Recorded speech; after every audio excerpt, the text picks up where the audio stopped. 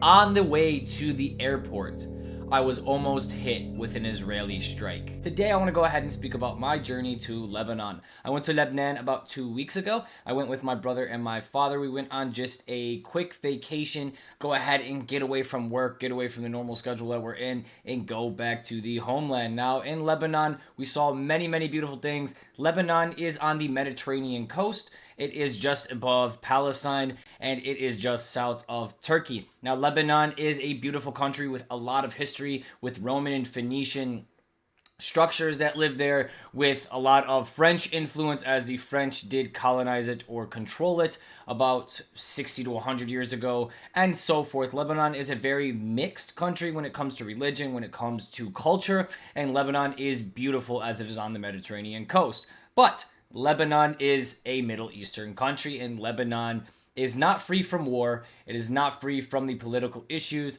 and it is not free from its aggressor just south of its border, Israel. Now, I'm American, born and raised. I'm 28 years old, lived in this country my whole entire life. My father is Lebanese, and I've been to Lebanon multiple times in my life.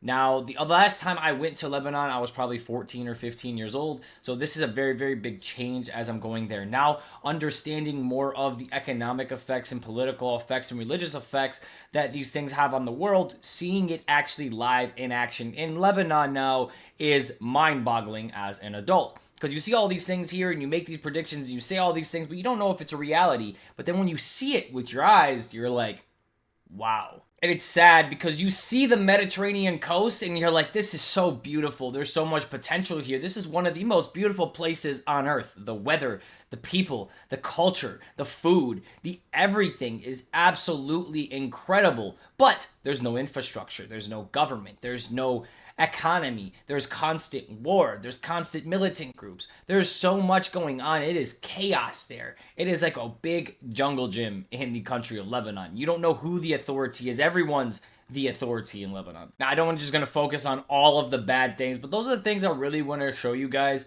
In Lebanon, I did see a lot of things. I see different resorts, different beaches, the mountains, the rivers. Things in that country, like I said, are extremely beautiful. But when you're there, you notice the ugly. You see it. You feel it. You also feel like you're playing into it. Now, as beautiful as Lebanon was and all of the amazing things that I went ahead and saw, I couldn't help but feel like I was the enemy when I was there. So many things that I saw there, from the bombs falling from the sky to the economic struggles to the political struggles within the country, I felt was my fault. That my working and my slaving in the United States of America, my tax dollars being paid in the United States of America, was causing it. And without a doubt, I have proved myself right. Now, to go ahead and start this off and explain that why I'm the big bad wolf to my own people and my own ethnicity, and why America is like a death trap vortex, I want to go ahead and let you guys understand how currency works. This right here is the Lebanese lira. This is the largest banknote you can get in Lebanon. It is 100,000 lira. This 100,000 lira is equivalent to $1.10 American. So let's just say for easy gigs, 100,000 lira is $1. Let's just cut off the 10 cents for, for easy purposes of calculation. So let's say I wanted to buy something for $100. I would need 100 of these 100,000 banknotes to go ahead and buy that, which is very inconvenient for the people who live in that country. So what has Lebanon done to avoid this? If I want to go buy a PlayStation, instead of bringing a whole briefcase full of lira, how do I buy the PlayStation? They dollarize. So what they do is they take the United States dollar, as long as it is fresh, clean United States printed bills, they will take it. So instead of giving them 500 of these notes for a PlayStation, you would give them 5 $100 US dollar notes that they would transfer back into lira later on. Here's the issue though, is no one's going to transfer that back into lira because no one wants to walk around with lira. Now, if something's like $20 or $30, you don't mind holding a stack of 20 or 30 notes.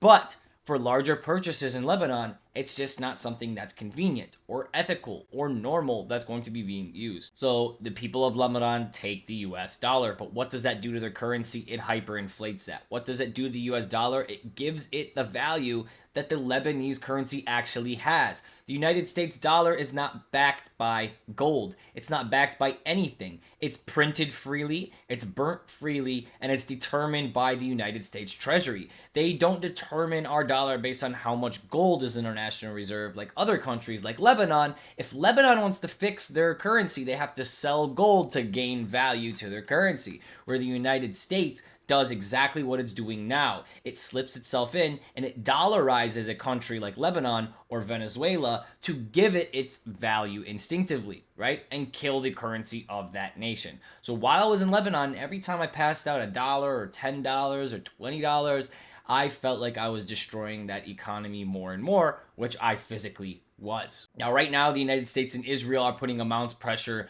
on Hezbollah to go ahead and disarm themselves, turn in their weapons, and have those weapons destroyed. And they have gone to the Lebanese government to go ahead and make this request. Now, since then, Hezbollah has responded and said, no, we are not turning in our weapons. We are not destroying our weapons. You are crazy, and we want nothing to do with the Lebanese government anymore, and has withdrawn from the Lebanese government cabinet. So now Hezbollah has no governmental control in Lebanon and has announced the government of Lebanon as their enemy or as a traitor. And this is going to stir up political boundaries and political ties massively in Lebanon, especially coming here at the end of the year. And as I was there, I saw it with my own eyes.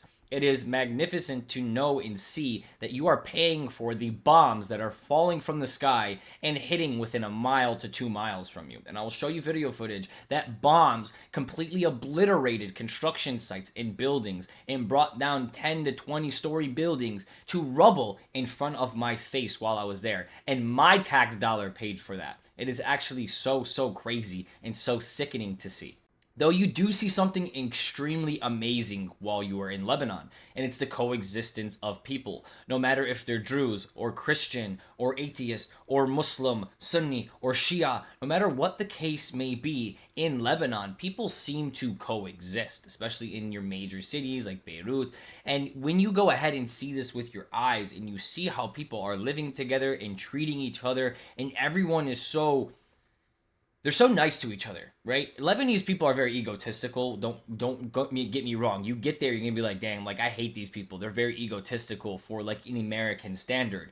But when you see their hospitality, their ego gets thrown to the side. Yes, they do think they're the greatest creation that God has ever created, right?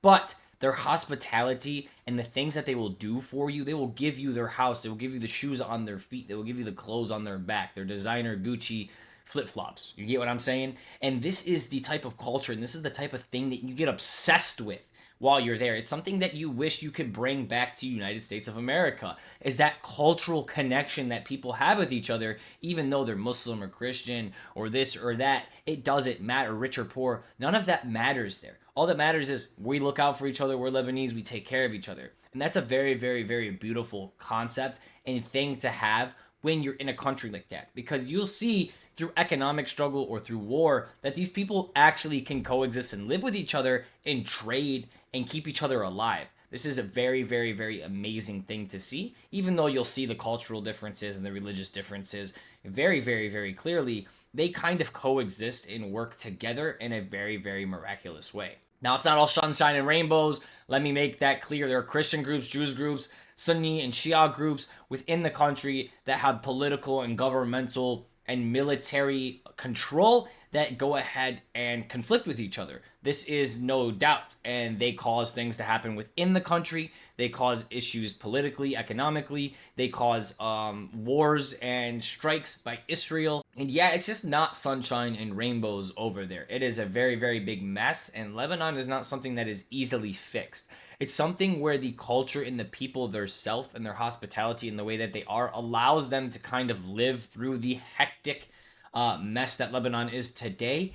But I don't even know where to start when it comes to fixing it. I don't know really if there is a way to fix the economic system as it's been dollarized. I don't know if there's a way to fix the many political groups because Lebanon's half Christian, half Muslim, like it's so mixed that there's no majority to really take that power and kind of run with it there. And it's not going to happen in that way.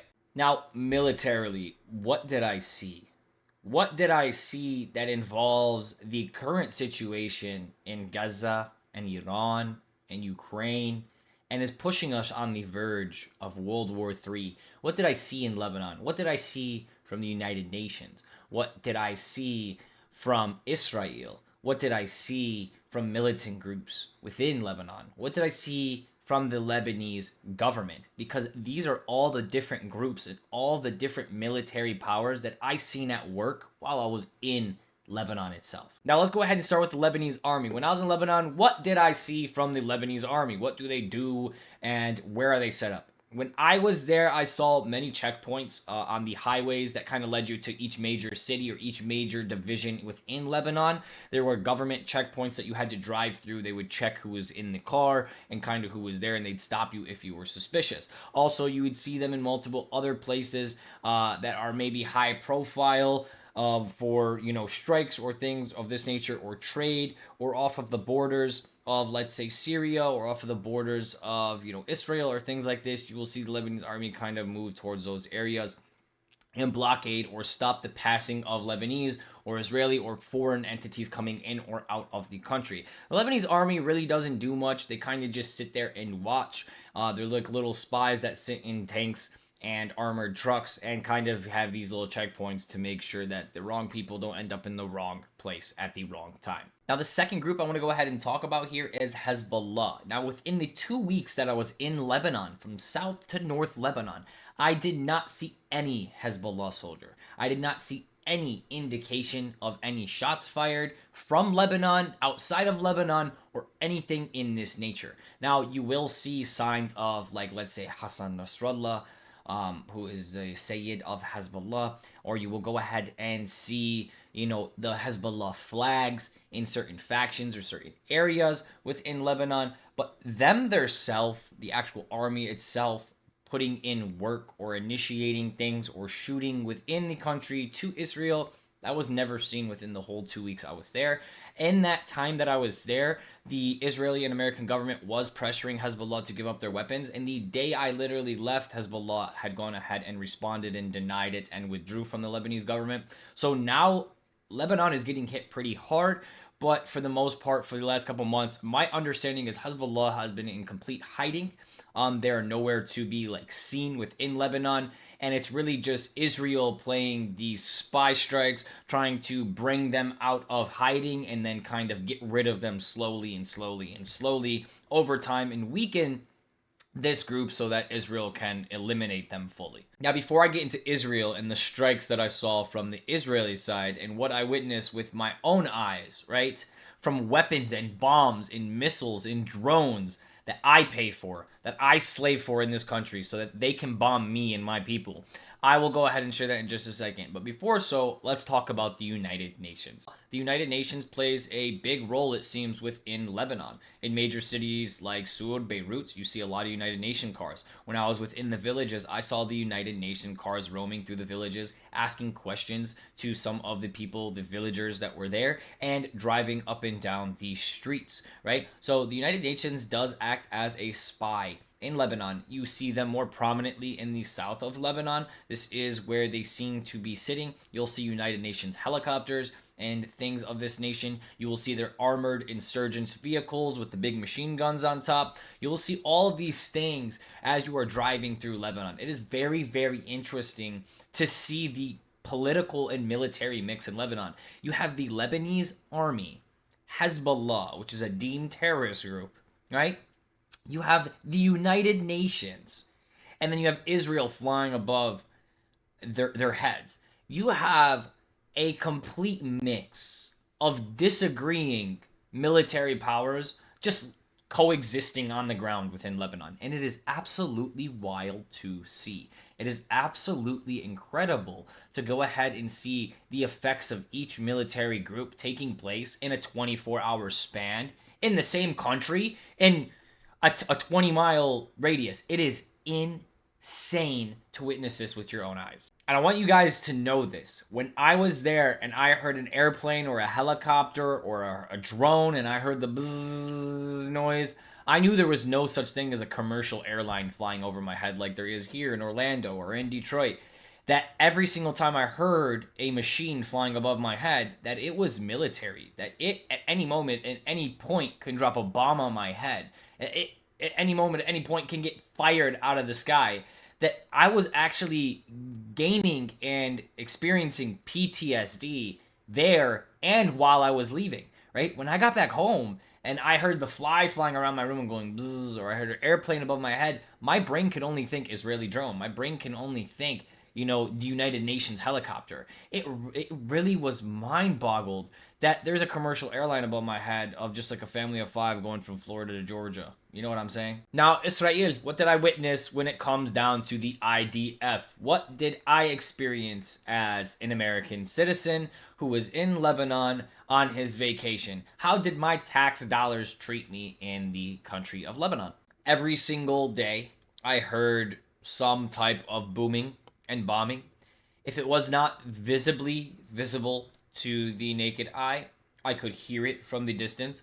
Lebanon is filled with mountain ranges, and even if something is happening quite far, even if something is happening outside of Lebanon, even within north of Israel, you'll be able to see it and you will be able to even hear it. It is very, very, very easy for these things to travel through these mountain ranges and be able to hear these things. So every day between 8 to 10 o'clock at night, I would hear the IDF start bombing. As soon as that sun went down and prayer initiated, boom, boom, boom, boom, boom, started throughout the night. Now, usually it would end before like midnight or 1 o'clock at night, and then you would end up hearing these drone sounds. And a lot of this started really picking up towards the end of my trip, once September really started.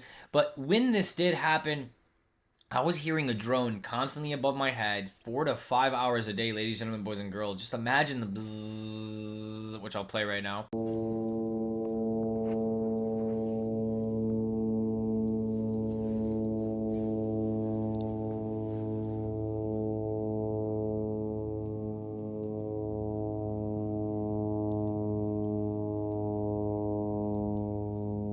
But just imagine it's 2 o'clock in the morning, you're sitting on the back balcony, and all you hear is this drone above your head that at any moment can just drop a bomb on your head. This is something that we don't think about in the United States of America. This is not a worry that I have here, sitting in my bedroom right now. I don't think a bomb's gonna fall on my head. But when I was in Lebanon, you actually start realizing the reality that these people live in, and it's messed up. It's actually so effed up that I paid for that drone to fly above my head and make me feel like I'm about to be bombed at any moment, that I'm not safe, and I'm slaving and working my whole life to build these things to make me feel safe, but I don't feel safe. I feel threatened by the own technologies and the own weaponry that I'm helping fund. And on top of this, that doesn't end the endless destruction that I witnessed when I was there from previous attacks. Buildings completely to the ground in rubble. Going ahead and going to major cities and seeing complete hotel buildings, complete infrastructures torn to the ground. And to top it all off, on the way to the airport, I was almost hit with an Israeli strike. On my way to the airport, ladies and gentlemen, boys and girls, within 1 to 2 miles from my eyes, from the car itself, en route on the highway to the airport, boom, boom, boom, boom, Israeli strikes. What did they hit? They hit a reconstruction center, taking out tons of bulldozers and crane machines and wood planks and metal bars and poles for the reconstruction of things that are damaged during war. So what did Israel do? They bombed a reconstruction center because Israel is getting ready to start bombing other things in Lebanon. They don't want Lebanon to reconstruct when they bomb you, correct? That's why you would bomb a reconstruction center. That's why you might bomb specific facilities to make it hard for them to rebuild as you're constantly destroying them. So yeah, about 1.5 miles from my car on the way to the airport, these bombs fall out of the sky. You hear them blasting into the ground. You see the sparks flying. You see the fire flying. And when you get up to it, half the road's destroyed. There's gravel and rubble and dirt and rocks and metal and all types of things thrown everywhere, thrown into everything. It is a complete chaotic mess to see something that up close. And then when you realize that you paid for that you spent your whole life going to school and working and paying taxes and enslaving yourself in this country so that you can go on vacation for 2 weeks and get bombed by the same people that you're funding, incredible. And one thing that goes out to Israel: you guys are the most moral army in the world. You warn people before you bomb them. Well, I had a Lebanese phone number and an American phone number attached to my phone. I didn't get a damn text message. You guys dropped 4 bombs within a mile radius of me and didn't warn the American who helped pay for your bomb and fund your bomb. I saw it with my own eyes. As an American citizen who paid for that bomb to drop on that facility, who paid for that bomb to drop within a mile of my face, I wasn't warned. I wasn't sent a text message. There was no scheduled announcement that they were going to bomb that facility and for people to watch out. They just bombed it. They didn't care if you were American. They didn't care if you were Israeli. They didn't care if you're Lebanese. If you were next to that when they bombed it, you were dead. Dead and gone. And nobody would have cared. Me, my dad, and my brother, and my uncle, and everyone else that was in the car would have got blown to shreds, and no one would have cared. No one would have remembered us. And we would have just got passed on as any other story and probably wouldn't even have made the local news. I'm going to go ahead and end this off here. When you have a virus in your body, you go ahead and take medication to remove that virus from your body. When you go ahead and have a virus in your computer, you go ahead and get an antivirus to remove the virus from your computer.